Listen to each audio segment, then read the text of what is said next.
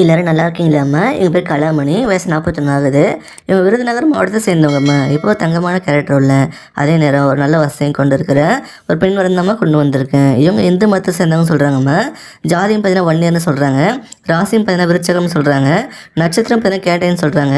இப்போ இவங்க 2ஆம் திருமணத்தை தான் வந்து பார்த்துட்டு வராங்களா. இவங்க குடும்பத்தை தெரிஞ்சுக்கலாம். இவங்க ஒரு டிகிரி படிச்சுக்கிட்ட சொல்லியிருக்காங்க. இப்போ இவங்க ஷேர் மார்க்கெட்டில் ட்ரேடிங் கற்றுக்கிட்டு ஃபுல் டைம் ட்ரேடர் அண்ட் இன்வெஸ்டராக இருக்காங்களாம்மா. இவங்க ஃபேமிலியிலேருந்து இவங்க தான் ஃபஸ்ட் டைம் இதை பண்ண ஸ்டார்ட் பண்ணியிருக்காங்க. இவங்க புதுசாக எக்ஸ்ப்ளோர் பண்ணுறதை பிடிக்கும்னு சொல்கிறாங்க. என்ன பண்ணலாம் தேடும்போது தெரிய வந்திருக்கு. இதை பண்ணலாம்னு யோசிச்சு 1 இயர் நல்லா கற்றுக்கிட்டு பண்ண ஸ்டார்ட் பண்ணியிருக்காங்க. இப்போ இவங்க 22% சிஏஜிஆரில் ப்ராஃபிட்டாக இருக்கிறதா சொல்லியிருக்காங்க.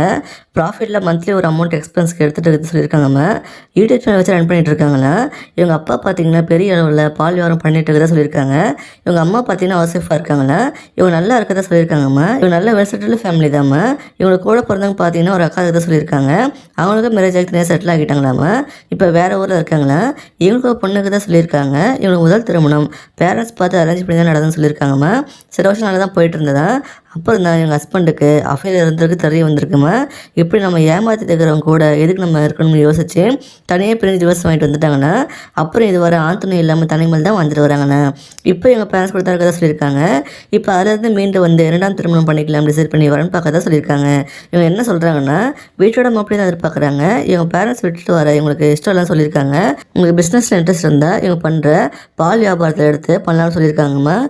எங்கள் அப்பாவுக்கு வயசாகிட்டதால இப்போ பண்ண ரொம்ப கஷ்டமாக இருக்குதுன்னு சொல்லிட்டு கை மாற்றி விடலாம்னு யோசிக்கிட்டு சொல்லியிருக்காங்க.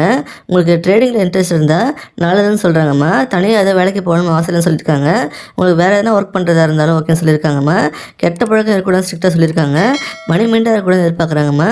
குடும்பத்துக்கு முக்கியத்துவம் கொடுத்துருக்கணும்னு எதிர்பார்க்குறாங்க. அதை விட ரொம்ப முக்கியம் லைஃப் பார்ட்னருக்கு உண்மையாக இருக்குன்னு தான் சொல்கிறாங்க. இந்த மாதிரி ஒரு நல்ல குணம் படைச்ச நல்ல வசதியும் சேர்ந்துருக்கிற பின் வரணும் மிஸ் பண்ணிடாதீங்க. இவங்களை பிடிச்சிருந்தா அந்த வீடியோக்கு லைக் பண்ணிவிட்டு உங்கள் விருப்பத்தை கமெண்ட்டில் சொல்லுங்கம்மா. அடுத்து வரேன்னு பார்க்க இப்போ ஸ்க்ரீனில் வர இந்த லிங்கை கிளிக் பண்ணி பாருங்கள். வாழ்க வளமுடன்.